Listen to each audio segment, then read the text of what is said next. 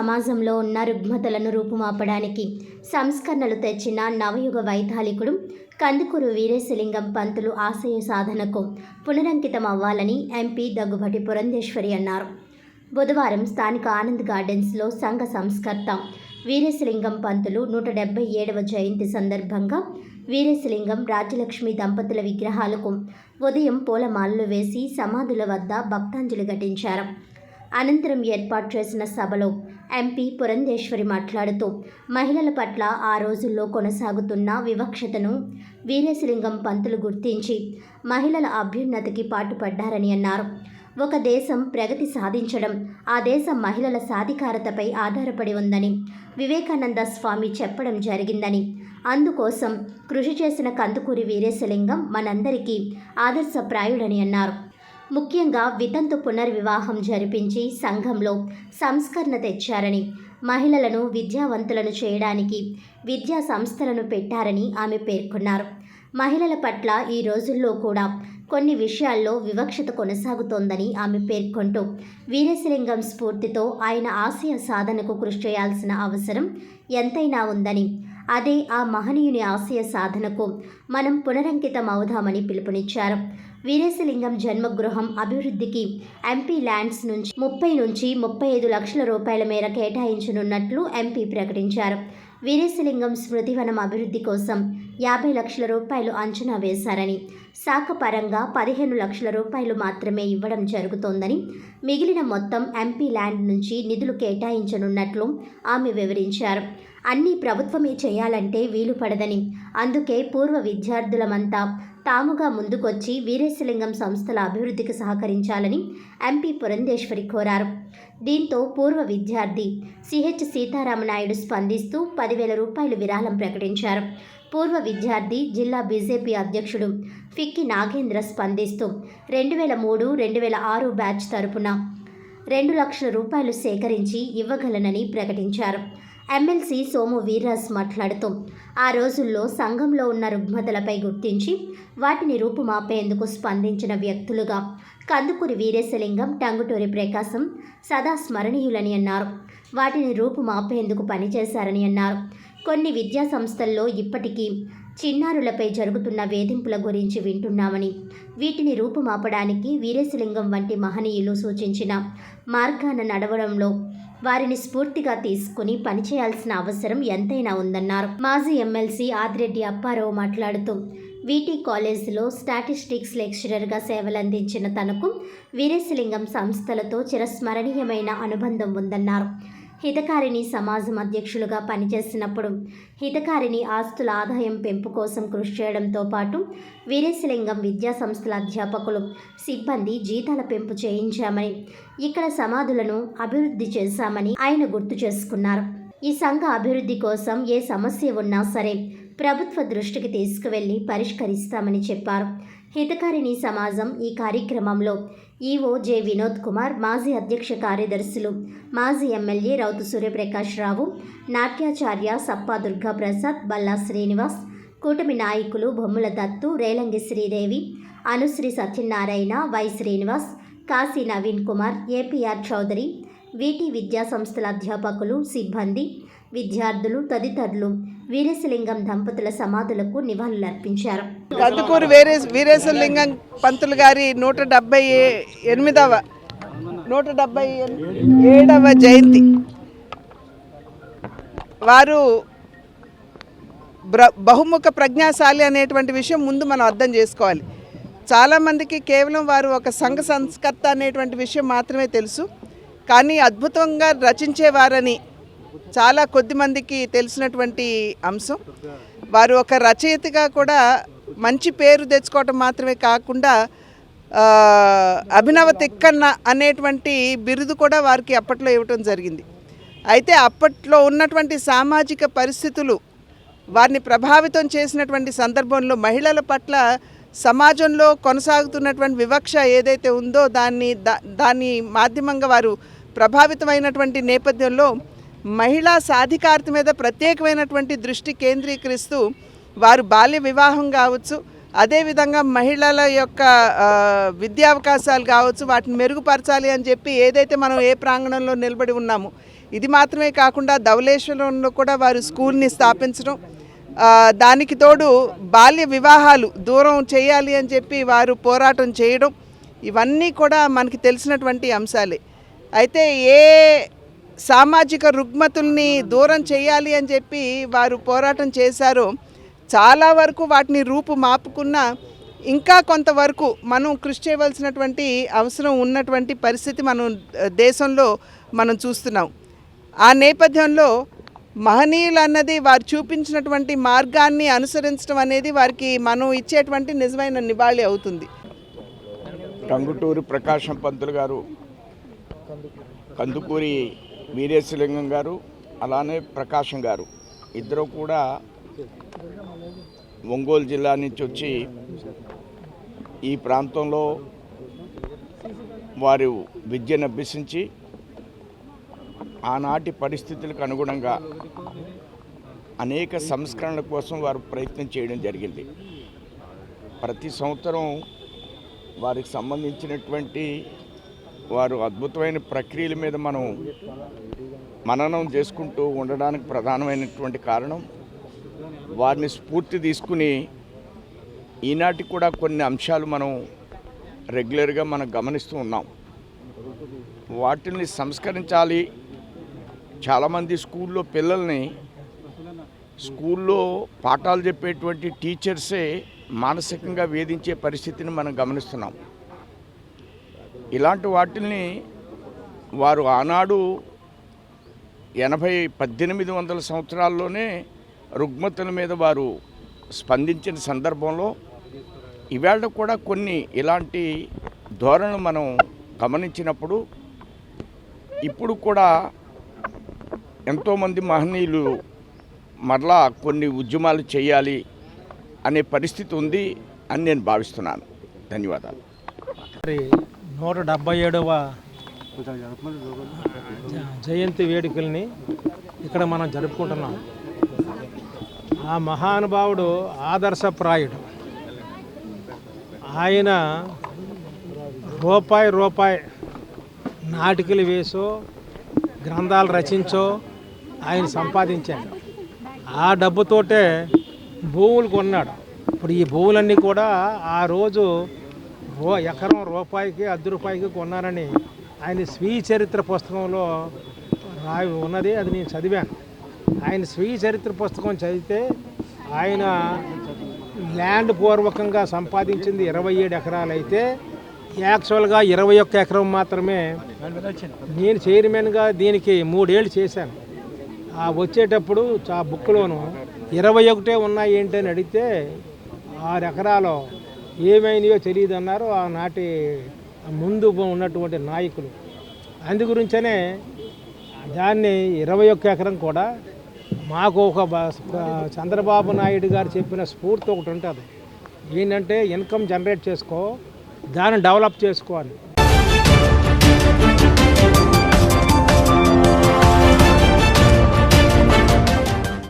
రాష్ట్రంలో ఉన్న ప్రభుత్వ ఆసుపత్రులలో మౌలిక సదుపాయాలు, సిబ్బంది నియామకం, పరిశుభ్రత వంటి అంశాలపై ప్రభుత్వం వెంటనే దృష్టి పెట్టాలని మాజీ ఎంపీ వైఎస్ఆర్ కాంగ్రెస్ పార్టీ రాష్ట్ర అధికార ప్రతినిధి మార్గాని భరత్ డిమాండ్ చేశారు. చుట్టుప్రక్కల ఎన్నో ప్రాంతాల నుంచి నిత్యం ఎన్నో కేసులు వచ్చే ఈ ఆసుపత్రిలో కనీస సదుపాయాలు లేకుంటే ఎలాగని ఆయన ప్రశ్నించారు. బుధవారం ఉదయం ఆయన స్థానిక జిల్లా ప్రభుత్వ ఆసుపత్రిని ఆయన సందర్శించి ఆయా వార్డుల్లో పరిస్థితులను పరిశీలించారు. పలు సమస్యలను గుర్తించారు. సిబ్బందిని కూడా పలు విషయాలపై ప్రశ్నించారు. అనంతరం ఎంపీ భరత్ మీడియాతో మాట్లాడుతూ ఆసుపత్రిలో సరైన సౌకర్యాలు లేవన్న విషయాన్ని స్పష్టంగా గమనించామని అన్నారు. అందుకే అక్కడకు వచ్చిన కేసుల్లో 60% విఫలమవుతున్నాయని ఆయన ఆరోపించారు. ఎవరినైనా ఇక్కడ చేరిస్తే సీరియస్గా ఉందని కాకినాడ తరలిస్తున్నారని, అలాంటప్పుడు మార్గం మధ్యలోనే ప్రాణాలు కోల్పోతున్న సందర్భాలున్నాయని ఆయన ఆవేదన వ్యక్తం చేశారు. గర్భవతులు చేరితే వాళ్లను లేబర్ రూమ్కి కూడా తీసుకువెళ్లడం లేదని, ఫలితంగా బెడ్ మీదే ప్రసవం అయిపోతున్నాయని, నిన్న రాత్రి కూడా ఇలాంటి ఘటనలు చోటు చేసుకున్నాయని ఆయన ఆవేదన చెందారు. మార్చురీలో కూడా దాతలు ఇచ్చిన ఐస్ కేసులున్నా సరే అక్కడున్న రెండో మూడో తప్ప మిగిలినవి వాడడం లేదని, అలాగే వెంటిలేటర్లు కూడా దాతలు ఇచ్చినవి ఎన్నో ఉన్నప్పటికీ కొన్ని మాత్రమే వాడుతున్నారని భరత్ వాపోయారు. రోడ్డుపైన ఒక ముసలాయన పడి ఉంటే ఒక బాధ్యత గల పౌరుడు ఆసుపత్రికి తీసుకువెళ్తే అక్కడ విద్యుత్ సరఫరా లేదని, అదంతా వీడియో తీసి పంపిస్తే ఆ వీడియోలో పరిశీలిస్తే మరో 20 మంది పరిస్థితి కూడా మరింత దుర్భరంగా ఉందని భరత్ అన్నారు. వీడియో తీసిన వీర అనే యువకుడు మాట్లాడుతూ, ఒక ముసలాయన రోడ్డు మీద పడి ఉంటే ఆటోలో తీసుకువచ్చి చేర్చామని, స్ట్రెక్చర్ మీద పడుకోబెట్టి కుట్లు వేసే రూమ్కి తీసుకువెళ్లారని, అయితే అక్కడ కూడా విద్యుత్ లేదని చెప్పాడు. 500 పడకల ఆసుపత్రి అయినందున ఇక్కడ 24 గంటలు కరెంటు ఉండాలని, కనీసం జనరేటర్ కూడా లేకపోవడం విచారకరమని పేర్కొన్నారు. సౌకర్యాలు కల్పించాలని కోరారు. రాజమహేంద్రవరం గవర్నమెంట్ హాస్పిటల్ ఎంత దుర్భరమైన పరిస్థితులు కనబడతా ఉన్నాయని అంటే, ఇక్కడ మీ అందరికీ కూడా ఒక్కటి క్లియర్గా తెలియపరచాల్సిన అంశం ఏంటంటే, ఇదివరకు గత ప్రభుత్వంలో ఓపీ 500 నుంచి 600, 650 ఓపీ వచ్చేది. ఇప్పుడున్న ప్రభుత్వంలో ఓపీ ఎంత వస్తుందో తెలుసండి? 1500 నుంచి 1600 ఓపీ వస్తుంది. అసలు ఎందుకు ఓపీ పెరిగింది? ఎందుకు patients step in government hospital ఎందుకు ఎక్కువ వస్తున్నారు? దీనికి ప్రధానమైన కారణము ఇందాక సూపరింటెండెంట్ గారితో మాట్లాడితే అక్కడి నుంచి బయటకు వచ్చిన అంశం ఏంటంటే, ప్రైవేట్ హాస్పిటల్స్లో ఎక్కడా కూడా ఆరోగ్యశ్రీ లేదు, మీరు పొండి అని చెప్పేసి పేషెంట్ని పంపించే పరిస్థితులు. ఇంకా వేరే గత్యంతరం లేక ఆరోగ్యశ్రీ లేదు కాబట్టి గవర్నమెంట్ హాస్పిటల్కి ఇన్ని వేల సంఖ్యలో పేషెంట్స్ వస్తూ ఉన్నారు. రోజుకి 1500 ఓపీ వస్తుంటే ఇక్కడ ఇది 500 బెడెడ్ హాస్పిటలే. అసలు ఎక్కడ అకామిడేట్ చేయగలుగుతుంది అనేది ప్రధానమైన అంశం. రెండో అంశము, ఇక్కడ మార్చరీ వార్డ్ దగ్గరకు వస్తే పోస్ట్ మార్టం చేయాలి అని అంటే బాడీకి కనీస పక్షాన 10,000 రూపాయలు లంచం తీసుకునే పరిస్థితులు. ఎంతోమంది కంప్లైంట్ చేస్తూ ఉన్నారు. ఇంకా వేరే గత్యంతరం లేక ఆ 10,000 రూపాయలు ఇచ్చి పోస్ట్ మార్టం చేయించుకునే పరిస్థితులు కనబడుతున్నాయి. మూడో అంశము, ఎక్కడైతే చైల్డ్ వార్డ్ ఉందో, ప్రెగ్నెన్సీ ఉన్న వార్డ్స్ ఉన్నాయో ఆ వార్డ్స్ దగ్గరకు వచ్చేటట్టయితే ఎంత దారుణమైన పరిస్థితి అండి. ఒక పేషెంట్ చెప్తా ఉంది, అంటే ఒక తల్లి, గర్భిణీ తల్లి చెప్తా ఉంది, నిన్న రాత్రి మాకు ప్రసవం అయిందండి, నాకు డైరెక్ట్గా మంచం మీద అయిపోయింది, ప్రసవము మంచం మీద అయిపోయింది, మమ్మల్ని లేబర్ రూమ్కి తీసుకువెళ్ళాలి, అప్పటికి మాకు డేట్ అయిపోయి 3 రోజులు అయింది, ఏమంటే మమ్మల్ని అక్కడ లేబర్ రూమ్లోకి తీసుకెళ్ళండి అంటే మీరు ఇక్కడే ముక్కండి అని చెప్పిన సందర్భాలు ఉన్నాయని మరి ఆ తల్లి చెప్తా ఉంది. ఆవిడతో పాటు ఇంకో 4గురికి అయిందంట అదే రూమ్లో. అసలు ఎంత దారుణమైన పరిస్థితులు అండి. మానవత్వం ఉందా అని అడుగుతా ఉన్నా. ఒకవేళ ఏదన్నా ప్రాణాపాయ పరిస్థితులు వస్తే ఏంటి, ఎవరు బాధ్యత తీసుకుంటారని అడుగుతున్నా. ఇది కాకుండా ఇంకా దారుణమైన పరిస్థితి ఏంటంటే, మరి వీరా అని ఒక యువకుడు, చదువుకునే వ్యక్తి రోడ్డు పైన ఒక చావు బ్రతుకుల్లో ఉన్న ఒక వ్యక్తిని తీసుకుని వచ్చి, ఒక పెద్ద ఆయన్ని తీసుకుని వచ్చి ఇక్కడ అడ్మిట్ చేశారు. సరే, అక్కడ ఏదో సమ్ కుట్లు లాంటివి వేస్తున్నారని చెప్పారు. నేను ఈ అబ్బాయి వీడియోస్ నేను సోషల్ మీడియాలో చూశాను, ఎవరో పంపిస్తే చూశాను. చూసినప్పుడు అక్కడ పరిస్థితులు చూస్తే పవర్ లేదు. అంటే ఇప్పుడు నేను వస్తున్నానని తెలిసి నేను మీడియాకి మెసేజ్ పెట్టాను కాబట్టి న్యాచురల్గా వీళ్ళకి వెళ్ళిపోతుంది. మొత్తం అంతా కూడా ఫినాయిల్తో క్లీన్ చేయడము, ఏదైతే బెడ్షీట్లు వేయడము, డిస్పోజల్స్ వేయడం, ఇవన్నీ చేశారు. అయినప్పటికీ కూడా అక్కడికి వెళ్ళలేని పరిస్థితులు. అంటే మేము వస్తున్నామని చెప్పినప్పుడు వీళ్ళు శుభ్రం చేసినా అక్కడికి వెళ్ళలేని పరిస్థితులు ఉన్నాయి అని అంటే, లేని సందర్భంలో ఎంత దారుణంగా ఉండేదో ఒక్కసారి ఆలోచన చేయమని కోరుతా ఉన్నా. అయితే తీసుకొచ్చా గవర్నమెంట్ హాస్పిటల్కి. పేషెంట్ని తీసుకొచ్చే ముందు కాల్ చేస్తే పక్కన వాళ్ళందరూ చెప్పారు అంబులెన్స్ రెస్పాన్స్ అవ్వలేదు అని చెప్పేసి. నేను వచ్చినప్పుడు ఇక్కడ కరెంట్ లేదు పరిస్థితి చూసాను నేను. ఆ వీడియో అందరికీ కూడా చూశారు. ప్లస్ ఏంటి అంటే కుట్లు గదిలోకి వెళ్తున్నప్పుడు ఆ గదిలో కూడా కరెంట్ లేదు. అక్కడ ఏంటి అంటే చెప్తే కరెంటు వర్షం పడింది, ఏ కేబుల్స్ తెగిపోయాయి అని చెప్పేసి అలా చెప్పారు. సరే అని చెప్పేసి నెక్స్ట్ డే వచ్చాం మేము. నెక్స్ట్ డే వచ్చి విజిట్ చేస్తే సేమ్ 5 to 10 minutes కరెంట్ ఉండి కరెంట్ పోయింది. అప్పుడు కూడా జనరేటర్ ఆన్ అవ్వలే, ఎండ్ ఉంది. ఈ విషయం ఒకటి. తర్వాత పేషెంట్ని ఎక్కడున్నారని చెక్ చేస్తే పేషెంట్ వార్డ్ వేరే ఉంది. ఆ వార్డులో మొత్తం చాలామంది అన్కండిషనల్గా ఉన్నారు, బెంచ్ల కింద అక్కడ ఇక్కడ. సరే అని చెప్పేసి ఈ విషయాన్ని నేను గవర్నమెంట్ దృష్టికి ఒక పేపర్ పెట్టో లేకపోతే ఒక పోలీసు వర్గాన్ని కలుసో నేను చెప్దును. కానీ ఆ లెటర్ని తీసుకుని నిజంగానే జరుగుద్ది అని చెప్పేసి కొంచెం అనిపించలేదు. సో అని చెప్పేసి ఇన్ఫ్లుయెన్సర్స్ ఉన్నారు, సోషల్ ఇన్ఫ్లుయెన్సర్స్. ఇప్పుడు యూట్యూబ్ అయినా ఇన్స్టాగ్రామ్ అయినా ఎవరైనా కానీ దీంట్లోనే ఉంటున్నారు, ప్రజలైనా మొత్తం ఎవరైనా సరే. అందుకని చెప్పేసి ఇదే ఒక మీడియా కింద తీసుకుని నేను వాయిస్ రేస్ చేశా. సో మొత్తం అందరూ రియాక్ట్ అయ్యారు. ముందు అయితే నాకు మార్గన్ భరత్ గారు కాల్ చేశారు. సార్ కాల్ చేసి నేను రియాక్ట్ అవుతానమ్మా, నేను వస్తాను, చెక్ చేస్తానన్నారు. దాని తర్వాత వెంటనే నాకు ఎమ్మెల్యే వాసిరెడ్డి గారు ఫోన్ చేశారు, ఆదిరెడ్డి వాసు గారు. కాల్ చేసి నేను 18th వస్తానమ్మా, నేను బయట ఉన్నాను, 18th నేను మార్నింగ్ వచ్చి మీతో పాటు ఉండి అక్కడ ఏ ప్రాబ్లమ్స్ ఉన్నాయో తెలుసుకుంటాను, ఆ ప్రాబ్లమ్స్ అన్నీ కూడా సొల్యూషన్ చేస్తాను అన్నారు. ఇంకొకటి ఏంటి అంటే మాకు కావాల్సింది, మాకు ప్రాబ్లంకి సొల్యూషన్ ఒకటే, అంతకు మించి మేము ఆ పార్టీ ఈ పార్టీ అని కాదు, మేమందరం పౌరులం, భారతీయ పౌరులం. సో మేము ఓటు వేయాలి అంటే ఎవరు మంచి చేస్తున్నారు, ప్రజలకి ఎవరు ఇలాగ మొత్తం ఫెసిలిటీస్ కల్పిస్తున్నారని చూసి ఓటేస్తాం. మాకు ఈ ఫెసిలిటీస్ లేదు కాబట్టి మేము అడుగుతున్నాం. సో మేము అడిగే దాంట్లో తప్పు లేదనుకుంటున్నాం.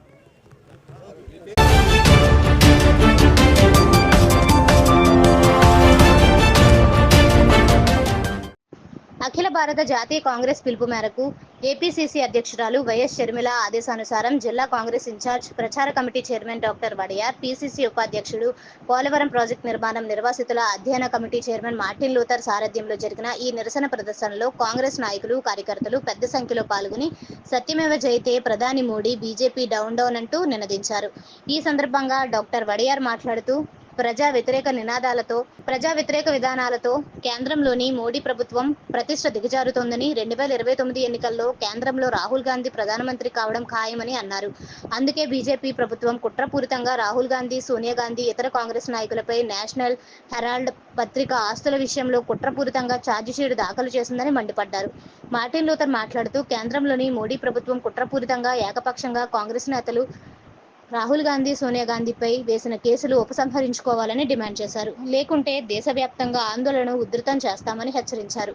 మోడీ ఎన్ని కుట్రలు పన్నినా సత్యమే గెలుస్తుందని, 2029 ఎన్నికల్లో కాంగ్రెస్ మెజారిటీ సాధించిన రాహుల్ గాంధీ ప్రధానమంత్రి అవుతారని అన్నారు. బీజేపీ ప్రభుత్వ ఇలాంటి కుట్రపూరిత విధానాలను తిప్పికొట్టి సత్యం, న్యాయం, రాజ్యాంగ విలువల రక్షణకు కాంగ్రెస్ పోరాటం చేస్తుందని మార్టిన్ లూథర్ చెప్పారు. మోడీ, బీజేపీ ఎన్ని కుట్రలు చేసినా చివరకు సత్యమే గెలుస్తుందని తాము నమ్ముతున్నామని మార్టిన్ లూథర్ అన్నారు. అనంతరం వారు ఒక వినతి పత్రాన్ని ఆదాయ పన్ను శాఖ అధికారులకు అందజేశారు. ఈ నిరసన ధర్నా కార్యక్రమంలో రాజమండ్రి నగర కాంగ్రెస్ అధ్యక్షులు అబ్దుల్లా షరీఫ్, ప్రధాన కార్యదర్శి పట్నాల శ్రీనివాసరావు, జిల్లా మహిళా కాంగ్రెస్ అధ్యక్షురాలు మోతా శారద, నిడదవోలు సిటీ కాంగ్రెస్ అధ్యక్షుడు మేడారపు భద్రం దొర, సీనియర్ నాయకులు బెజవాడ రంగారావు, కామన ప్రభాకర్ రావు, జిల్లా యువజన కాంగ్రెస్ అధ్యక్షుడు బిల్డర్ బాబీ, జిల్లా కాంగ్రెస్ ఉపాధ్యక్షుడు దేవతా సుధాకర్, రాష్ట్ర కార్యదర్శి చిన్న మురళీకృష్ణ, రాష్ట్ర కాంగ్రెస్ కిసాన్ సెల్ ఉపాధ్యక్షుడు కాకర్ల హరిబాబు, నాయకులు తాడాల కొండబాబు, కిషోర్ జైన్, పొన్నగంటి సత్యనారాయణ, బుద్దన లక్ష్మీనారాయణ, ఎస్ కోటేశ్వరరావు, అగర్వాల్ హీరాలాల్, ఎం ఏస్తరు, షేక్ లలిత, మందూరి జో ఫిలిప్స్, మద్దం జాకప్రాజు, పాకా సురేష్, పాకా పుల్లారావు, సత్యప్రసాద్ తదితరులు పాల్గొన్నారు.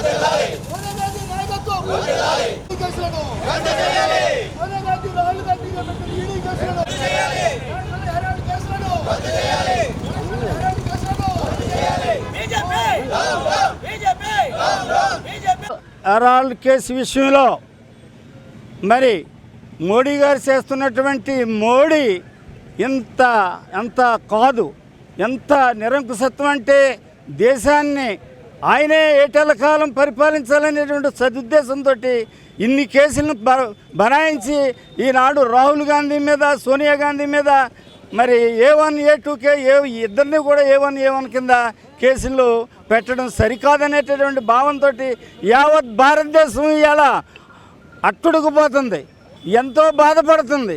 అదేవిధంగా అన్ని రాష్ట్రాలకు పిలుపునిచ్చి అలాగే ఆంధ్ర రాష్ట్రంలో ఉన్నటువంటి జిల్లాల వారీగా జిల్లా ప్రెసిడెంట్లు అందరికీ కూడా ఆదేశాలు ఇవ్వడంతో ఈరోజు మాకు తెలియజేయడంతో ఉదయం నుంచి కూడా మేము కార్యకర్తలందరినీ కూడా పెద్ద పెద్ద నాయకులు ఇక్కడ ఉన్నటువంటి జిల్లా నాయకులందరినీ బీజేపీ ప్రభుత్వం ఏకపక్షంగా కుట్రపూర్తిగా దేశంలో నేషనల్ హెరాల్డ్ యొక్క సంబంధించిన ఆస్తులకు సంబంధించి ఆ యొక్క ఆస్తులు జప్తు చేయడం, అదేవిధంగా కాంగ్రెస్ పార్టీ అధిక నాయకులైనటువంటి సోనియా గాంధీ గారు, రాహుల్ గాంధీ గారిపై ఛార్జీస్ పెట్టడం, దీనికి నిరసనగా భారతదేశ వ్యాప్తంగా అన్ని జిల్లా కేంద్రాల్లో కూడా ఈరోజు పెద్ద నిరసన కార్యక్రమం జరుగుతుంది. ఈరోజు తూర్పుగోదావరిలో జరిగే కార్యక్రమానికి రాష్ట్ర కిసాన్ సెల్ చైర్మన్ చూసినట్లయితే కాంగ్రెస్ పార్టీ న్యాయం, సమానత్వం, ప్రజాస్వామ్య పరిరక్షణ, నైతికుల కోసం ఆలోచించిన పార్టీ వీరి తప్పుడు కేసులు పెట్టి పార్టీని కించపరచాలని కాంగ్రెస్ పార్టీ ఎదుగుదలను చూసి వారవలేక మరి బీజేపీ కుట్రపూర్తిగా ఇటువంటి చర్యలు పాల్పడుతుంది. తక్షణం అవి విరమించుకోవాలని, ఏదైతే నేషనల్ హెరాల్డ్ కేసులో మరి సోనియా గాంధీ, రాహుల్ గాంధీ అదేవిధంగా కాంగ్రెస్ పార్టీ సీనియర్ నాయకుల మీద పెట్టినటువంటి కేసుల్ని ఛార్జ్షీట్ని వెనక్కి తీసుకోవాలని, అట్లు తీసుకున్న పక్షంలో దేశవ్యాప్తంగా కూడా పెద్ద ఎత్తున ఈ యొక్క నిరసన కార్యక్రమాలు విజయవంతం చేస్తామని చెప్పేసి మరి తెలియపరచుకుంటున్నాం.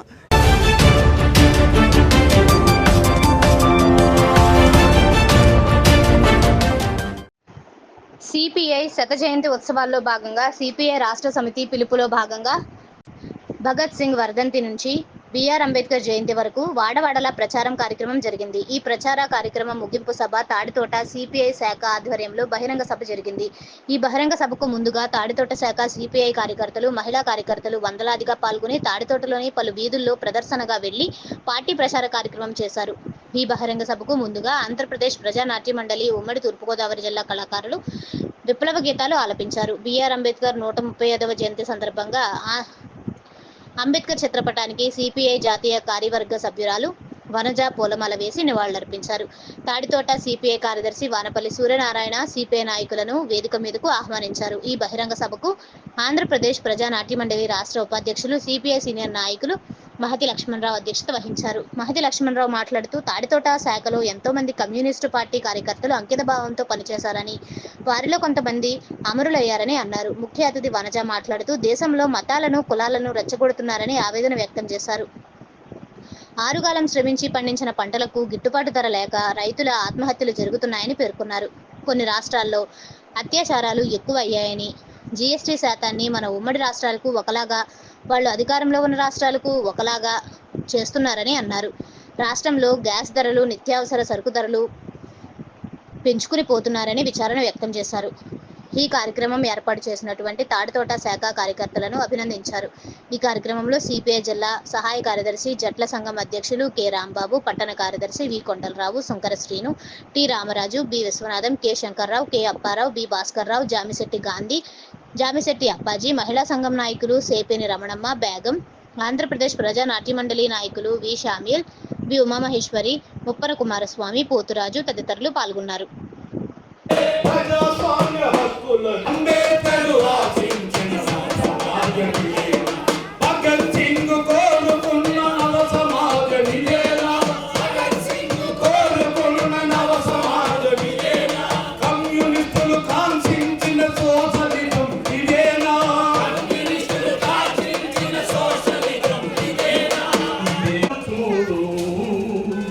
మానవత్వం ఉన్నవాడు మాయమైపోతున్నదమ్మా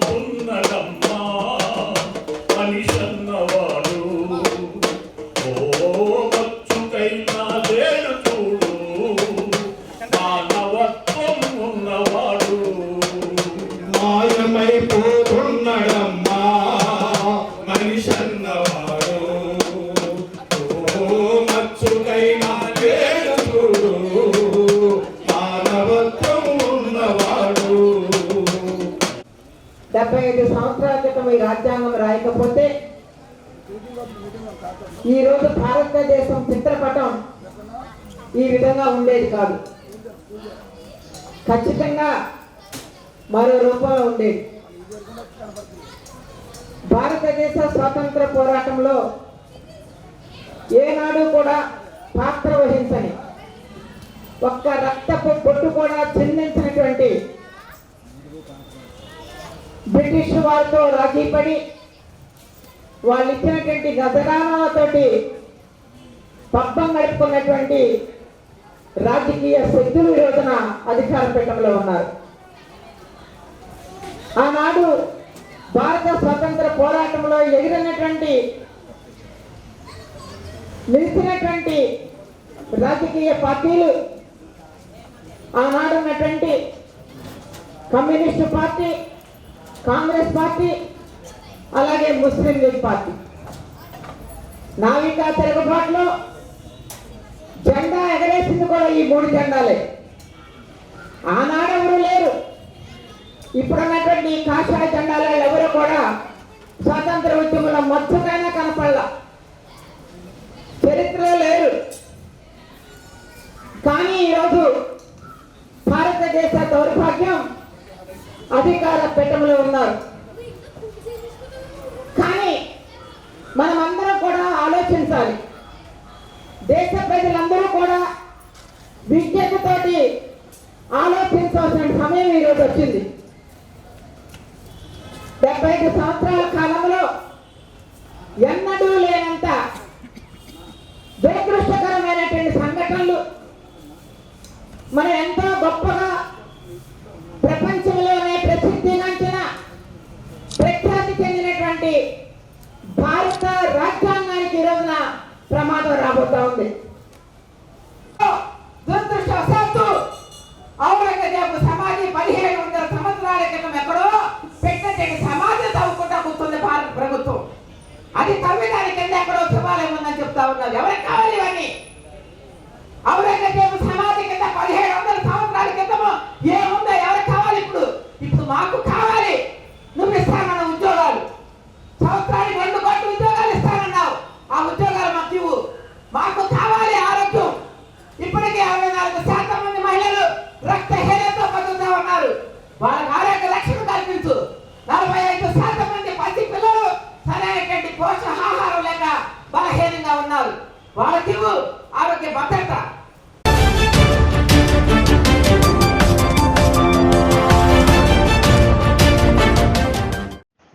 అంబేద్కర్ సేవా కేంద్రం ఎస్సీ/ఎస్టీ మైనారిటీ ఐక్యవేదిక ఆధ్వర్యంలో అంబేద్కర్ 134వ జయంతి సందర్భంగా జరిగిన జయంతి ఉత్సవ ర్యాలీ విజయవంతం కావడం పట్ల ఆస్క్ వ్యవస్థాపకుడు గుబ్బల రాంబాబు, కన్వీనర్ మాజీ కార్పొరేటర్ అజ్జరపు వాసు హర్షం వ్యక్తం చేశారు. ది రాజమండ్రి ప్రెస్ క్లబ్లో బుధవారం జరిగిన మీడియా సమావేశంలో గుబ్బల రాంబాబు మాట్లాడుతూ అధికారులు, అంబేద్కర్ యువజన సంఘాలు, అంబేద్కర్ వాదులు పెద్ద ఎత్తున పాల్గొని ఈ ర్యాలీని జయప్రదం చేశాయని కృతజ్ఞతలు తెలిపారు. చదువు ద్వారానే ఉన్నత శిఖరాలకు చేరారన్న అంబేద్కర్ ఆశయాన్ని, లక్ష్యాన్ని చేరుకునేలా చేయడమే ఆస్క్ ప్రధాన లక్ష్యంగా పనిచేస్తుందని అన్నారు. చదువుకు దూరంగా ఉన్న వారి గొంతును కూడా బలంగా వినిపించడానికి ఆస్క్ చేస్తున్న ప్రయత్నానికి అందరూ సహకరించాలని కోరారు. ఈ నెల 14 నుంచి వచ్చే నెల 14 వరకు భారీ ఎత్తున కార్యక్రమాలు చేపడుతున్నామని, దానిలో భాగంగా ఉభయ గోదావరి జిల్లాల కవులతో సమ్మేళనం, రాజ్యాంగం రచనలపై రౌండ్ టేబుల్ కాన్ఫరెన్స్, అంబేద్కర్ ఉద్యమ పంద భావజాలాలతో ముందుకు సాగుతున్న వారికి అంబేద్కర్ సేవా అవార్డులు కూడా అందజేస్తామని వివరించారు. సమాజం ఎంతగా అభివృద్ధి చెందుతున్నా చదువు గడప తొక్కని కుటుంబాలు, విద్యుత్ సరఫరా, కనీస మౌలిక సదుపాయాలు లేని గ్రామాలు, పాఠశాలలు, ఆసుపత్రులు లేని ప్రాంతాలు కూడా ఉండడం బాధాకరమని అన్నారు. అంబేద్కర్ ఆశయాన్ని ముందుకు తీసుకుని వెళ్లడానికి ఆస్క్ వారధిగా పనిచేస్తుందని అన్నారు. ఎవరికి ఏ కష్టం వచ్చినా, అవసరం వచ్చినా ఆస్క్ ఉందనే ధైర్యం, భరోసా కల్పిస్తున్నామని పేర్కొన్నారు. ఎస్సీ, ఎస్టీ, బీసీ, మైనార్టీలతో పాటు ప్రతిభావంతులైన పేద విద్యార్థులు ఎక్కడ ఉన్నా వారికి ఆర్థిక సాయం అందించి ముందుకు నడిపించడానికి కృషి చేస్తున్నామని అన్నారు. లండన్లో అంబేద్కర్ జయంతిని అక్కడి మేయర్ అంబేద్కర్ డేగా ప్రకటించడం పట్ల హర్షం వ్యక్తం చేశారు. కోట్ల మంది అంబేద్కర్ అత్యంత ప్రభావశీలమైన వ్యక్తి అని ఓట్లేయడానికి సిద్ధంగా ఉన్నారని అన్నారు. అజ్జరపు వాసు మాట్లాడుతూ క్వారీ మార్కెట్ సెంటర్ నుంచి గోకవరం బస్టాండ్ వరకు జరిగిన ర్యాలీలో అన్ని వర్గాల ప్రజలు ఉత్సాహంగా పాల్గొన్నారని పేర్కొన్నారు. అందరూ చదువుకొని జ్ఞానం సంపాదించి సమాజంలో మంచి స్థానం పొందాలన్నది తమ ముఖ్య ఉద్దేశమని అన్నారు. అంబేద్కర్ కులానికో, మతానికో, ప్రాంతానికో పరిమితం కాదని, ఆయన అందరివాడు అని అన్నారు. సమాజంలో నాయకులు గిజ్జన మధు, రేగుళ్ల బాల శ్రీధర్ తదితరులు పాల్గొన్నారు. ప్రతి సంవత్సరం ఏప్రిల్ 14న మనం చేస్తూ ఉన్నాం. దాని ప్రభావశీలత ప్రతి సంవత్సరానికి పెరుగుతూ వస్తుందని చెప్పేసి మీ అందరికీ సవినయంగా తెలియజేస్తున్నాను. మా మోటో ఒకటే, మా లక్ష్యం ఒకటే. చదువు మాత్రమే మనిషిని ఉన్నత శిఖరాలకు తీసుకువెళ్తుందన్న డాక్టర్ భీమరావు రామ్జీ అంబేద్కర్ గారి నినాదాన్ని ఇప్పటికే చదువుకు దూరంగా ఉన్న అన్ని కుటుంబాలకి దాన్ని చేరువ చేయాలనేదే అంబేద్కర్ సేవా కేంద్రం లక్ష్యం. అంటే వాయిస్లెస్ ఎవరికైతే ఇంకా గొంతెత్తి మాట్లాడలేకపోతున్నారో, వారి గొంతు వారి సమస్యలను వినిపించలేకపోతున్నారో వారి వద్దకు వెళ్ళి మనం అంబేద్కర్ నినాదం అందరూ చదువుకోండి, చదువు గడపకి ఇంకా చదువుకు దూరం ఉన్న వాళ్ళని చేర్చాలనే ప్రయత్నాన్ని అంబేద్కర్ సేవా కేంద్రం దీన్ని ఒక మిషన్గా తీసుకుని ఇది చాలా పెద్ద ఎత్తున కార్యక్రమాలు చేయడానికి ఒక ప్రణాళిక తీసుకున్నామని మీ అందరికీ సవినీయంగా మీ ద్వారా నేను ఈ పౌర సమాజానికి తెలియజేస్తున్నాను. ఇప్పటికీ చదువు గడప తొక్కని కుటుంబాలు చాలానే ఉన్నాయంటే ఆశ్చర్యంగా ఉంటుంది. తండ్రి చేసిన పనే కొడుకు చేస్తున్నాడు, కొడుకు చేసిన పనే మనవడు చేస్తున్నాడు అంటే 4 తరాలు. ఇప్పటికి స్వాతంత్రం వచ్చి 7 తరాలు అయిందనుకోండి. ఇంకా విద్యావంతులు లేని కుటుంబాలు ఉన్నాయా? ఇంకా కరెంట్ లేని గ్రామాలు ఉన్నాయా? రోడ్డు సౌకర్యం లేని గ్రామాలు ఉన్నాయా? ఆసుపత్రులు లేని గ్రామాలు ఉన్నాయా? విద్యాలయాలు లేని గ్రామాలు ఉన్నాయా? వారికి ఇంకా మౌలిక సదుపాయాలు అందలేదా అంటే ఈ దేశంలో కోకోలాలుగా ఉన్నాయనేది మన అధ్యయనంలో ఉంది. అది ప్రభుత్వానికి తెలుసు, మీడియా కూడా తెలుసు. అనేక అంశాలు మనం అప్పుడప్పుడు మీడియా ద్వారా చూస్తూ ఉంటాం. ఆస్క్ అనేది అంబేద్కర్ ఆశయాల్ని ముందుకు తీసుకెళ్లే ఒక వారధిగా పనిచేయాలని అనుకుంటున్నాం. దీంట్లో అందరూ ఆహ్వానితులే. దీనికి ఒక ప్రత్యేకమైనటువంటి ఫీజులో లేకపోతే డబ్బులు కలెక్ట్ చేయడము లేదా ప్రభుత్వ నిధుల కోసం విదేశీ నిధుల కోసం ప్రయత్నించడం కాదు.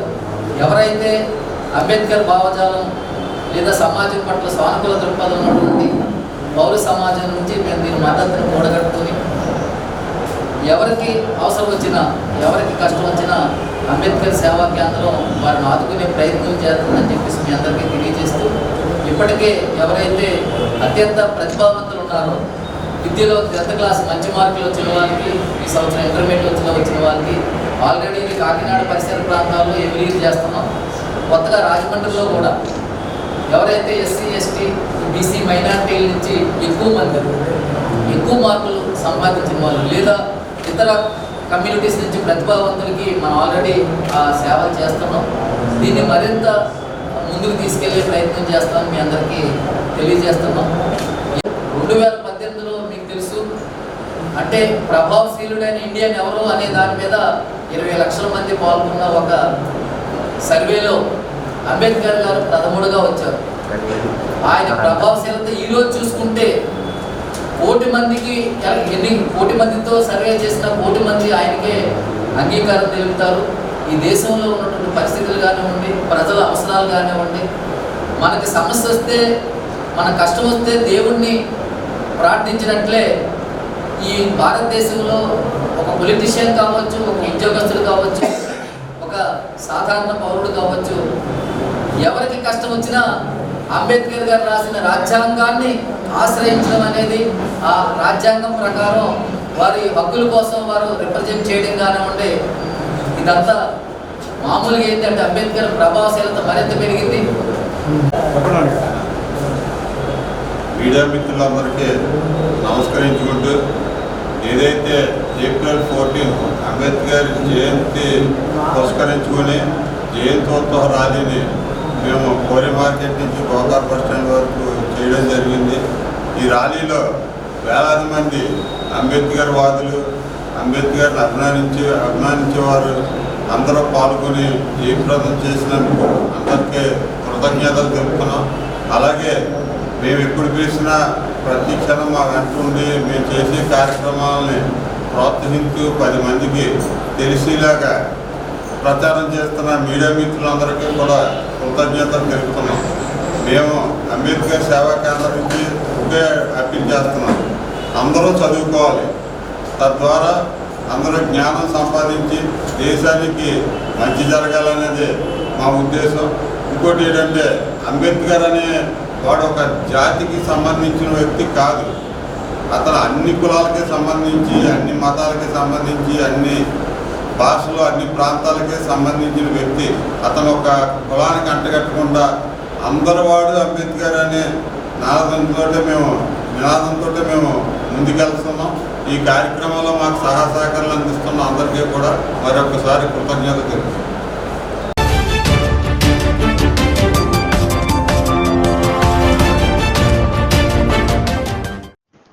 శుక్రవారం స్థానిక ఏవి అప్పారావు రోడ్లో ఉన్న అగర్వాల్ హాస్పిటల్ నందు దాదాపు 300 మంది ట్రాఫిక్ పోలీసులకు కళ్లజోళ్లు పంపిణీ చేసినట్లు ఆ సంస్థ మేనేజింగ్ డైరెక్టర్ సత్తి విజయ్ తెలిపారు. ఈ కార్యక్రమానికి ముఖ్య అతిథిగా తూర్పుగోదావరి జిల్లా ఎస్పీ డి నరసింహకిషోర్ హాజరయ్యారు. ఈ సందర్భంగా ఎస్పీ నరసింహకిషోర్ మాట్లాడుతూ డాక్టర్ అగర్వాల్ సంస్థ దేశంలోనే అత్యధిక బ్రాంచ్లు ఉన్న పేరున్న ముఖ్య కంటి ఆసుపత్రి అని, రాజమహేంద్రవరంలో బ్రాంచ్కి మంచి పేరు ఉందని, ట్రాఫిక్ పోలీసులకు, పోలీస్ డిపార్ట్మెంట్కి వారు చేస్తున్న సేవలకు ప్రత్యేక కృతజ్ఞతలు తెలియజేశారు. ముఖ్యంగా ఎండాకాలంలో నిత్యం ఎండలో నిలబడుతూ విధులు నిర్వహిస్తున్న ట్రాఫిక్ పోలీసులకు డాక్టర్ అగర్వాల్ కంటి ఆసుపత్రి ఉచితంగా కూలింగ్ కళ్లజోళ్లను ఇవ్వడం సంతోషించదగ్గ విషయమని ఎస్పీ అన్నారు. ఈ రోజు ట్రాఫిక్ పోలీసులు వారికి డాక్టర్ అగర్వాల్ సంస్థ ద్వారా ఈ వేసవి కాలంలో ట్రాఫిక్ పోలీసులు ఎండలో కంటికి ఇబ్బంది పడకుండా చల్లటి కళ్లజోడును ఉచితంగా అందించడం హర్షించదగ్గ విషయమని కొనియాడారు. ఈ సందర్భంగా డాక్టర్ అగర్వాల్ సంస్థ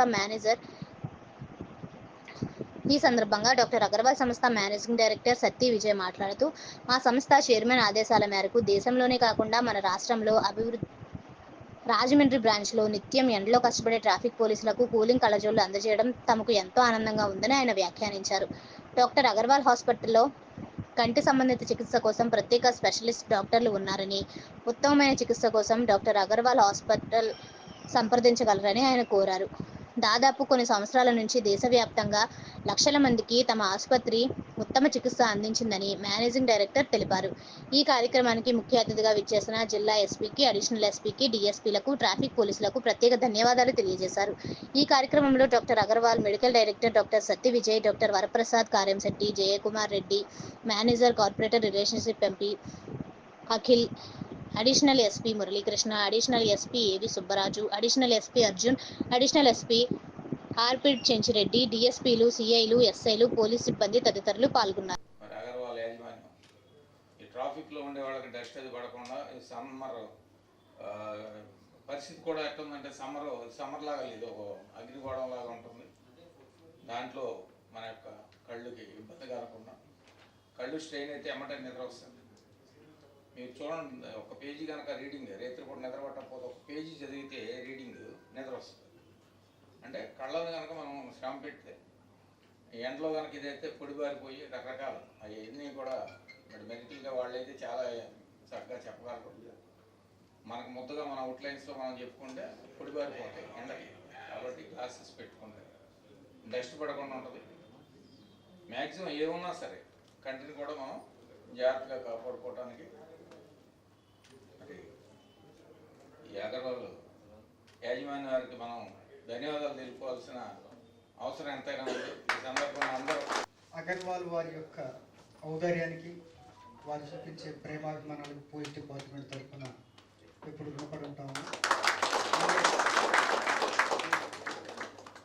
ఈ వెచ్చని వేడిలో చల్లటి కూలింగ్ గ్లాసెస్ ఇవ్వడం, వారిని ప్రశాంతంగా రోడ్డు మీద మీరు ప్రశాంతంగా ఉంటే పోయి రహదారిలో ప్రయాణించే వాళ్ళని కూడా ప్రశాంతంగా చూడమనే ఉద్దేశంతో వాళ్ళు మనకు సహకరించారు. ఆ ప్రశాంతతను కాపాడుతూ మన డిపార్ట్మెంట్కి మంచి పేరు తెస్తారని, అలాగే వీరికి కూడా ఇవి మనకు డొనేట్ చేసినందుకు ఎస్పీ గారి తరఫున, డిపార్ట్మెంట్ తరఫున మెనీ థ్యాంక్స్. చాలా బిజీ పనులు కూడా వదులుకొని వచ్చినందుకు ఇది మా చిన్న టోకెన్ ఆఫ్ గ్రాటిట్యూడ్. మీరు చేసే సర్వీసెస్కి, మీరు పడే కష్టానికి. చాలా రిస్కీ ప్రొఫెషన్లో ఉన్నారు మీరు. సో ఈరోజు చిన్నదేమీ లేదు, సన్ గ్లాసెస్. రోజు వారి మీరు ట్రాఫిక్లో ఉండి సన్లైట్, డస్ట్ అన్నిటికీ ఎక్స్పోజ్ చిన్న విషయమే అవ్వచ్చు, కానీ మా ఐకి వచ్చేసరికి మేము ఎక్స్ప్లెయిన్ చేయాలంటే దాంట్లో చాలా ఉంది. కళ్ళు ఎర్రబడిపోవటం, తర్వాత డ్రై అయిపోవటం, ఎలర్జీస్ చాలా చాలా కామన్. మాకు వచ్చే సగం ఊపి ఎలర్జీస్. మీరు అలాంటిది దుమ్ములో ఉండేదానికి ప్రతి ఒక్కరికి ఎంతో కొంత ఎలర్జీ, డ్రైనెస్ ఇటువంటి చాలా కామన్. అవి కాకుండా మీకు తెలిసేవి తెలవని చాలా ఉంటాయి.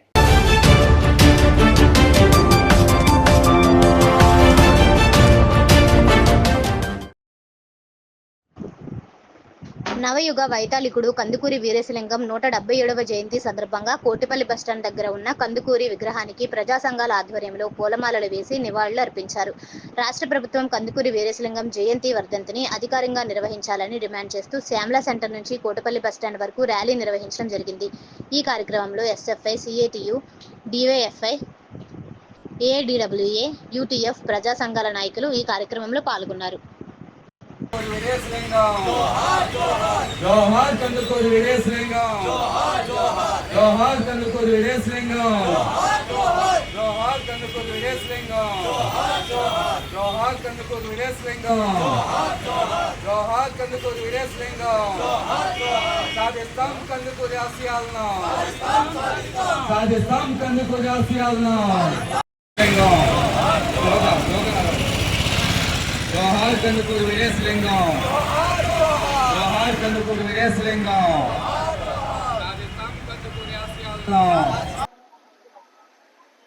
నవయుగ వైతాళికుడు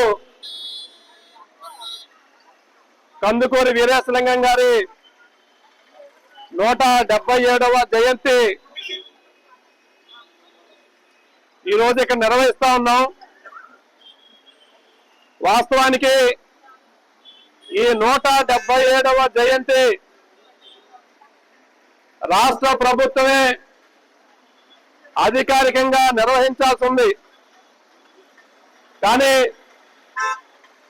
ఇటీవల రాష్ట్ర ప్రభుత్వం అధికారికంగా నిర్వహించే ప్రముఖుల జయంతులు, వర్ధంతులు జాబితా విడుదల చేసింది. ఆ జాబితాలో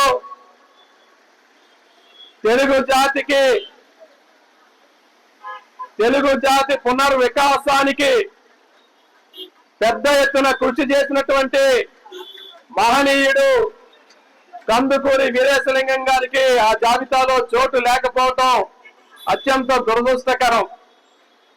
కందుకూరి వీరేశలింగం గారు ఆయన జయంతి సందర్భంగా రాష్ట్ర ప్రభుత్వం రంగస్థల నాటక దినోత్సవం జరుపుతా ఉన్నారు. వాస్తవానికి కేవలం నాటక రచనలకు మాత్రమే వీరేశలింగం గారు పరిమితమై లేరు. వీరేశలింగం గారు యావత్ జీవితం ఒక పెద్ద సంస్కరణ ఉద్యమకారుడిగా మూఢత్వాన్ని ఆ రోజుల్లో తెలుగు జాతి మీద తెరలుగా మూఢత్వపు చీకట్లు కమ్ముకున్నప్పుడు ఆ మూఢత్వపు చీకట్లని చీల్చి చెండాడినటువంటి ఒక ఖడ్గదారిగా కందుకూరి వీరేశలింగం గారు నిలిచారు.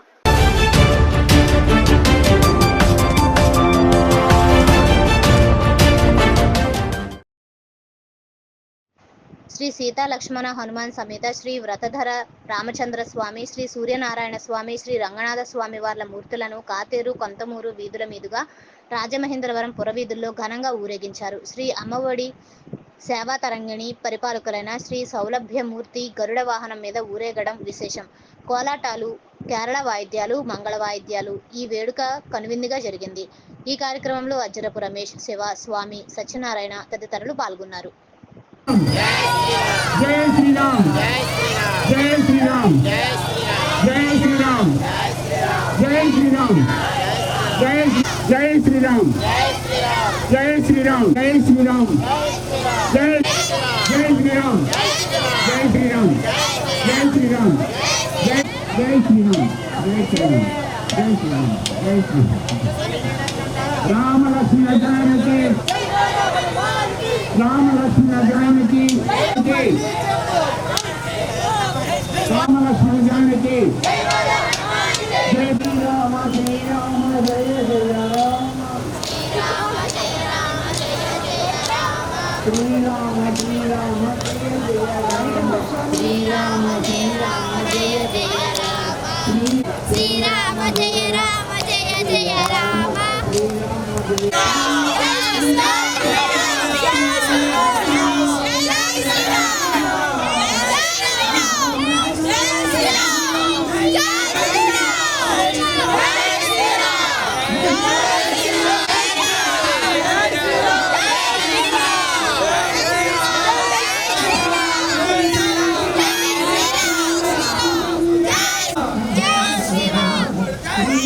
రామచంద్ర భగవాన్